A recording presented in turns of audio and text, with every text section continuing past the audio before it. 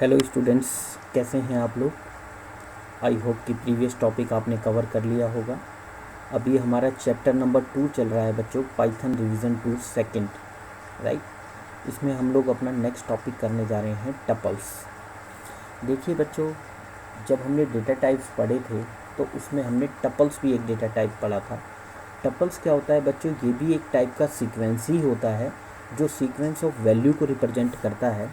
जिस तरह आपका लिस्ट और स्ट्रिंग किया करते थे, right.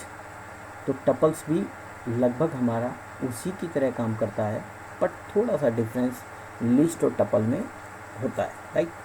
The tuples are depicted through parenthesis. पहला तो डिफरेंस ये है बच्चों कि आपके के लिस्ट के केस में हम लोग स्क्वायर ब्रैकेट यूज़ करते थे, जबकि यहाँ पर हम राउंड ब्रैकेट यूज़ करते हैं, right.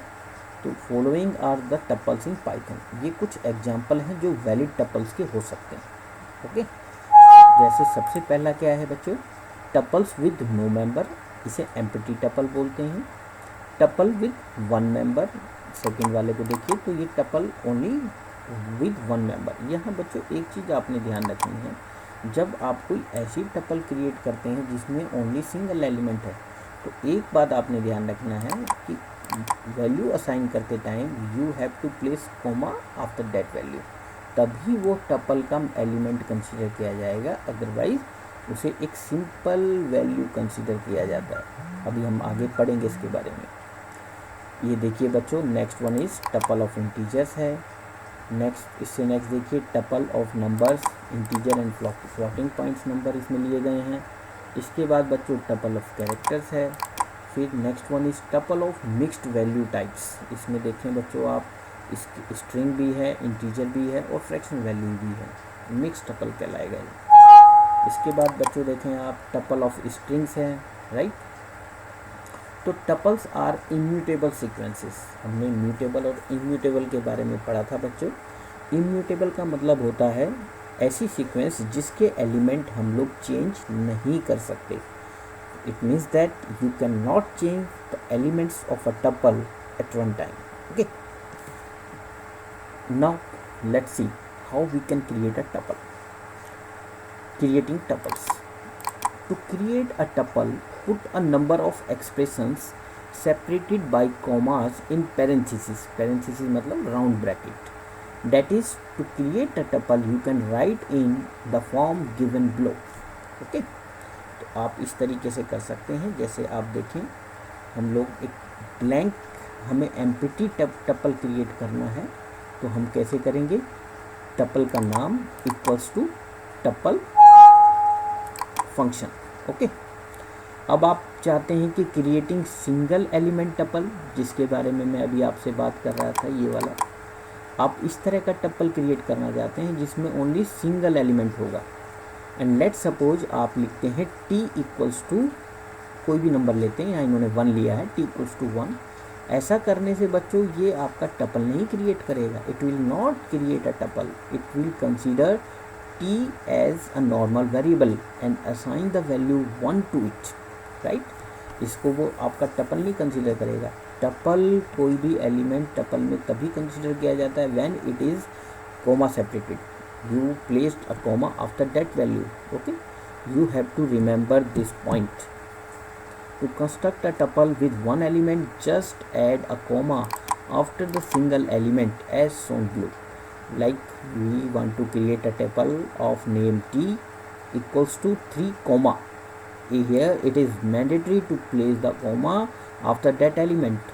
Only and only when you place the comma, it will consider that value as a tuple, otherwise it will treat that value only a normal value, okay। तो आपने बच्चों इस चीज़ का ध्यान रखना है, ठीक है। तो इस तरीके से आप एक सिंगल एलिमेंट वाला टपल क्रिएट कर सकते हैं। उसके बाद बच्चों होता है, नेक्स्ट टॉपिक है हमारा creating tuples from existing sequences. अब एग्जिस्टिंग सीक्वेंसेस क्या होती हैं, पहले तो आपको सीक्वेंसेस पता ही होगा, it is a group of values. अभी तक हम कौन कौन से सीक्वेंसेस पढ़ चुके हैं बच्चों, बताइए। Yes, you are right. हमने पढ़ा है स्ट्रिंग, हमने पढ़ा है लिस्ट। अभी तक हम ये अपना कवर कर चुके हैं सीक्वेंसेस में, क्योंकि स्ट्रिंग क्या था, it's a group of character. List क्या था, it is a group of values जिनमें उसको आइटम कहा जाता है, राइट। तो इन स्ट्रिंग और लिस्ट की वैल्यू से भी आप अपनी कोई एक नई टपल क्रिएट कर सकते हैं। इसका मतलब ये है। इसका फॉर सिंटेक्स क्या होगा बच्चों, सबसे पहले आपका टपल का नाम equals to tuple function and then उस सीक्वेंस का नाम। चलिए कुछ एग्जांपल्स के थ्रू से समझते हैं। जैसे आप इसमें देखिए बच्चों, यहाँ पर हमने क्या किया स्टूडेंट्स, एक T1 नाम का टपल हम क्रिएट कर रहे हैं, जिसमें कि हम लोग एक स्ट्रिंग लिया है हमने हेलो।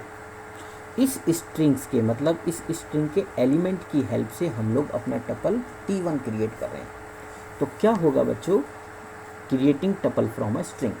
जब आपकी ये स्टेटमेंट एग्जीक्यूट होगी तो इंटरप्रेटर क्या करेगा, आपका एक इसके जितने भी एलिमेंट्स हैं HELLO, इनको 1 बाय 1 इंडिविजुअली एलिमेंट वाइज इस टपल में असाइन कर देगा।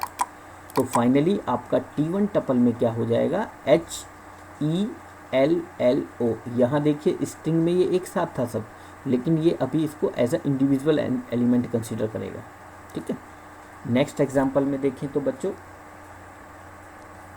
यहाँ पर एक लिस्ट ली गई है जिसमें कि आप देखें there are 5 elements in that list and the name of the list is L, right, WERTY। Here I have a list with 5 elements and you want to assign these values or the item of this list to the tuples. Again the same method we will use, name of the tuple, assignment operator, then function tuple। okay, आपने tuple लिखा, उसके बाद tuple के bracket में अपने list का नाम दिया। ऐसा करने से क्या होगा, ये WERTY ये सब किस में चला जाएगा, ये आपके T2 टपल में असाइन हो जाएगा। तो इस तरीके से बच्चों आप लोग क्या कर सकते हैं, आप लोग एग्जिस्टिंग सीक्वेंस से भी अपने टपल के एलिमेंट क्रिएट कर सकते हैं, राइट। नेक्स्ट वीडियो में बच्चों हम लोग देखेंगे कि किस तरीके से टपल्स को कीबोर्ड से एलिमेंट इनपुट करके क्रिएट किया जाता है ना।